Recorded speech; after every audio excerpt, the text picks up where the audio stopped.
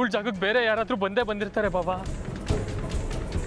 ಇವಳಲ್ಲಿ ಹೋಗ್ಬಿಟ್ಟು ಇದು ನನ್ನ ಜಾಗ ಅಂದರೆ ಏನು ಮಾಡೋದು ಅಂತ ಗೊತ್ತಾಗ್ತಿಲ್ಲ ಬಾಬಾ. ಅದಕ್ಕೆ ನಿಮಗೆ ಫೋನ್ ಮಾಡಿದ್ದು. ದಯವಿಟ್ಟು ನೀವೇ ಏನಾದರೂ ಮಾಡಿ ಬಾಬಾ ಪ್ಲೀಸ್. ಕುತ್ತಿಗೆಗೆ ಬಂದು ನಿಂತಿದೆ ಇವಾಗ. ನಾನಾದ್ರೂ ಏನು ಮಾಡಲಿ ಹೇಳು? ನೀನು ಹೇಗಾದರೂ ಮಾಡಿ ಅವಳನ್ನ ತಡೆಯೋ ಪ್ರಯತ್ನ ಮಾಡು ಅಷ್ಟೇ. ಅಲ್ಲ ಬಾಬಾ ಬಾಯ್.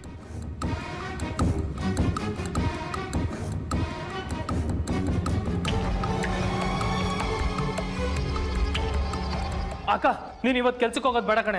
ಯಾಕೆ? ಅವ್ರು ಕೊಟ್ಟಿದ್ದು 2 ದಿನ ರಜೆ ಮುಗೀತಲ್ಲ. ಮ್ಯಾನೇಜರ್ ಕೇಳಿದ್ರೆ ಏನಂತ ಹೇಳಿ? ಅಯ್ಯೋ ಮ್ಯಾನೇಜರ್ ಹತ್ರನೇ ಇವಾಗ ಫೋನಲ್ಲಿ ಮಾತಾಡ್ಕೊಂಡು ಬರ್ತಾ ಇದ್ದೀನಿ. ಇನ್ನೂ 10 ದಿನ ರಜಾ ತಗೋಬೋದಂತೆ ನೀನು. ಅವ್ರು ರಜಾ ಕೊಡ್ತಾರೆ, ಜೊತೆಗೆ ಸಂಬಳನೂ ಕಟ್ ಮಾಡ್ತಾರೆ. ಮನೇಲಿ ಇಷ್ಟೆಲ್ಲ ಖರ್ಚಿದೆ. ನಿನ್ನ ಕಾಲೇಜ್ ಖರ್ಚು, ಅಪ್ಪನ ಕಾಲ್ ಆಪ್ರೇಷನ್ ಮಾಡಬೇಕು, ಜೊತೆಗೆ ನನ್ನ ಮದುವೆಗೂ ದುಡ್ಡು ಉಳಿಸ್ಬೇಕು. ಅವ್ರು ಸಂಬಳ ಕಟ್ ಮಾಡಿದ್ರೆ ಕೊನೆಗೆ ಜೀವನ ಕಷ್ಟ ಆಗುತ್ತೋ? ಇಲ್ಲ ಕಣೆ, ಆ ವಿಚಾರನೂ ಮಾತಾಡಿದೆ ನಾನು. 10 ದಿನ ರಜಾ ತಗೋಬೋದಂತೆ, ಸಂಬಳ ಕಟ್ ಮಾಡಲ್ವಂತೆ.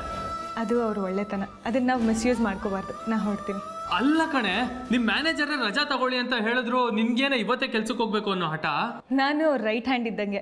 ಒಂದಿನ ನಾನು ಕೆಲ್ಸಕ್ಕೆ ಹೋಗದೆ ಇದ್ರು ತುಂಬ ಕೆಲಸ ಪೆಂಡಿಂಗ್ ಉಳಿಯುತ್ತೆ ಅಂತ ಅವರೇ ಯಾವಾಗಲೂ ಹೇಳ್ತಿರ್ತಾರೆ. ಈಗ ಅವರೇ ತಾನೇ ರಜಾ ಕೊಟ್ಟಿರೋದು. ಮನೇಲಿದ್ದಾಗಲೇ ತಲೆನೋವು ತಲೆಬಾರ ಅಂತ ಹೇಳ್ತಿರ್ತೀಯ. ಇನ್ನು ಆಫೀಸ್ಗೆ ಹೋದ್ರೆ ಆಫೀಸ್ ಪ್ರೆಷರಲ್ಲಿ ಎಷ್ಟು ತಲೆನೋವು ಬರುತ್ತೆ. 15 ದಿನ ರಜಾ ಹಾಕ್ಬೇಕಾಗಿ ಬರುತ್ತೆ ನೀನು. ಈಗ ನನಗೆ ತಲೆನೋವು ತಲೆಬಾರ ಏನೂ ಇಲ್ವೋ. ಮನೇಲೇ ಇದ್ರೆ ಬೋರ್ ಆಗುತ್ತೆ ಅಷ್ಟೇ ತಾನೇ. ಹೊಸ್ದಾಗಿ ಸಿನಿಮಾ ರಿಲೀಸ್ ಆಗಿದೆ ಕಣೆ. ಇಬ್ರು ಸಿನಿಮಾಗೆ ಹೋಗಿ ಎಷ್ಟು ವರ್ಷ ಆಯಿತು ಹೇಳೋ? ಒಂದು ಸಿನಿಮಾಗಾದ್ರೂ ಹೋಗೋಣ ಬಾರೆ. ನೀನು ಕಾಲೇಜಿಗೆ ಹೋಗೋ ಹುಡುಗ, 3 ಸಲ ಫೇಲ್ ಆಗಿದೆಯಾ. ನಿನ್ನ ಜೊತೆ ಸಿನಿಮಾಗೆ ಹೋಗ್ಲಾ ನಾನು? ಈ ಸಲ ಎಕ್ಸಾಮಲ್ಲಿ ಏನಾದರೂ ಫೇಲ್ ಆದರೆ ನನಗೆ ನಿಜವಾಗ್ಲೂ ಕೋಪ ಬರುತ್ತೆ. ಚೆನ್ನಾಗಿ ಓದ್ಕೊ, ನಾ ಹೊರಡ್ತೀನಿ. ಹೋಗಿ ಅಕ್ಕ, ನಿಂಗೆ ತಮ್ಮನ ಮೇಲೆ ಒಂಚೂರು ಪ್ರೀತಿನೇ ಇಲ್ಲ.